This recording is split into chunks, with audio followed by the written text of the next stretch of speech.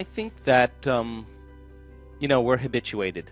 You're habituated to think about your kids, to think about your husband, to think about the grocery list, to think about Mm-hmm. when the garbage day is, to think about your errands you have to run, think about the emails you have to answer. We're habituated to shift our attention from one thing to the next. We have this mobile thing called awareness. And so we habituate ourselves into shifting our attention very quickly so that we can get a lot of stuff done. And when you do that, your brain waves kind of amplify into a higher aroused state called high beta brain waves. And that's good. That's good if you need to be alert. But as those thoughts come in, I don't really care that they come in. I'm just noticing they're coming in, but they're not the thoughts I want to put my attention on. So as you begin to have those thoughts coming in and you start applying a way to change your brain waves, in the beginning, just like when you work out, in the beginning, I don't want to do this, it hurts, and then halfway through the workout, you're totally involved in it, and your fatigue is gone, you're not thinking about anything else, you're clear. Well, you keep doing it. Our research shows that, and we just had a group of scientists study a bunch of our brain scans in Bond University in Australia, thousands and thousands of brain scans. She called me up and she said, we have never seen a community of people have the ability to change their brain waves so quickly. Like 4 seconds, 5 seconds, 9 seconds. They've practiced it enough times that they know how to silence the critic in their brain. That thinking is the analytical mind. And as you learn how to change your brain waves, that default mode network, that voice in your head goes away. And our research shows that it goes away during the meditation, and then it goes away for the majority of the day. So nobody's saying to you, you can, it's too hard, you're too much like your mother, you're never going to change, it didn't work last time. That's silenced in the brain. So it's not so much that you have to try to get those thoughts out of there. You just know that they're going to come, and you keep directing your thought at something else, and you keep applying the formula. Sooner or later, the chatter just goes away, and that's the relief. And you practice it, then you know when you're there and you know when you're not. And so when I do my inner work, the most important thing for me is to settle into that present moment, because when there's significant biological changes that are taking place in the brain and the heart, sometimes you feel so amazing you don't want anything any longer. You feel like you have everything, and that's what I call the natural state of being. There's coherence, high level of order in the brain. The brain is synchronized, it's orderly. The heart is synchronized, it's orderly, it's driving new energy to the brain. Once energy moves into the heart, our research as well as other research shows that it amplifies energy into the brain. Now you have a different awareness. You're feeling differently, you're thinking differently, because you're at a different level of consciousness. So getting to that point where you're self-regulated, you no longer live in lack, you no longer live in separation. In fact, you're no longer needing anything out there to bring you joy or happiness. It's actually coming from within. So now you're more tolerant with people, you're less reactive, you don't really want to emotionally react because you like the way you feel. And our research shows that people's oxytocin levels, their love chemicals, are way higher than the average person. Well, that's because you are what you practice. So every day they practice opening their heart. In survival, in stress, not a time to open your heart, right? It's time to run, fight, or hide. Yeah. So we close that down. We stop trusting that, and we stop trusting ourselves, and no energy is in there. And so, of course, there's all kinds of health conditions that are a result of that. So then you practice opening your heart every day, and you say, I'm not getting up till I feel like I'm in love with life. Well, now the game is on. You're out of the bleachers. You're on the field. And in the beginning, yeah, it takes a little work, but over time, you start practicing that. All of a sudden, when you feel that way, and you're no longer needing it from your outer world, you're going to be more unconditional with everybody in your life, because you're not going to want to lose this feeling. You're going to say, I feel so good that I'll forgive you. I don't really care, because you're not. Nothing's worth losing this feeling. And so people work for it, and they covet it, and they learn how to maintain it. And it's not just about doing the meditation and then getting up and getting on the freeway and flipping people off or judging your coworker the next moment. You're doing that meditation to change your state of being, and then your job is to maintain that modified state of mind and body your entire day. And when you do, get ready. Something unusual, something different, some synchronicity, some coincidence, some opportunity is going to show up in your world. That's the law.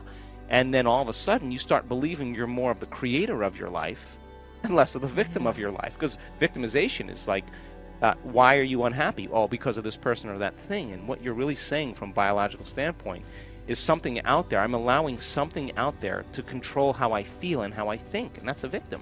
So when you start to see how you think and how you feel begins to produce an effect in your life, you start believing less that you're a victim and more that you're the creator of your life. And that's when people start getting empowered, and they say, wow, I didn't do anything. It just kind of came to me, of course, because nobody changes until they change their energy. When you change your energy, you change your life, and changing your state of being with a clear intention and an elevated emotion is producing a very dramatic change in the field. And your job is to be able to maintain it independent of the conditions in your environment, independent of the chemical, emotional, habitual needs in your body, and independent of time. And being able to do that for an extended period of time, you start to see the universe start to give you feedback.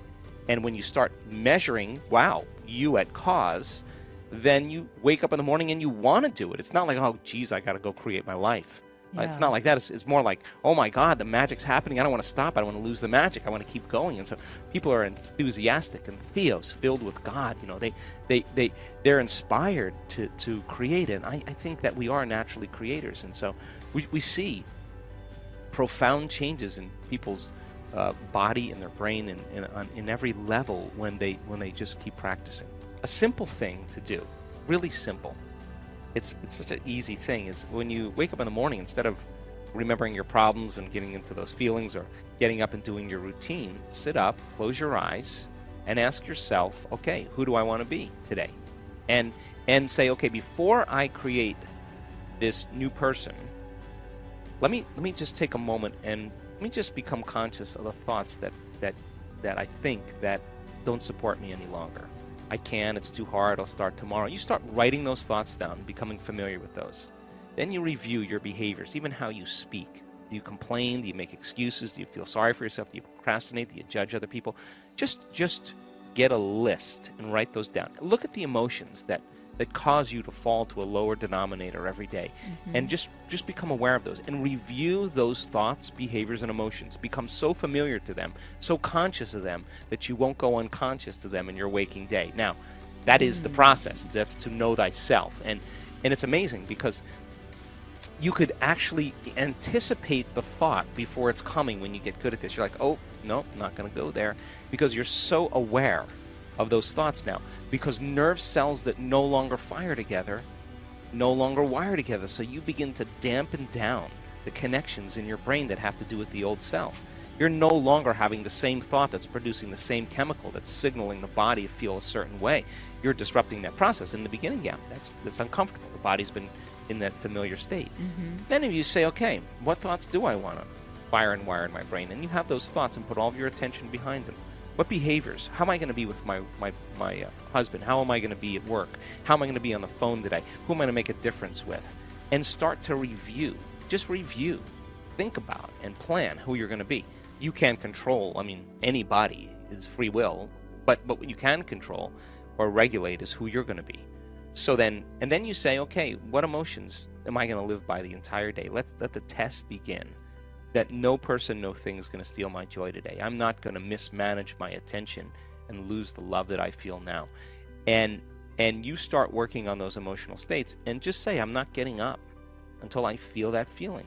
Now, that little small exercise of just deciding who you no longer want to be and reviewing who you do want to be takes 20 minutes. And you get up and you feel better. And your body begins to make a whole different set of chemicals, the whole pharmacy of chemicals that really start to make you see reality differently. We don't see things how they are, we see things how we are. So when you change who you are, you're going to get a broader spectrum of the way the world really is. And look, people who are unhappy with themselves are unhappy with everybody. People who hate other people, they hate themselves. People who judge other people, they're always judging themselves. People who love themselves love other people. People who are happy with themselves are happy with other people.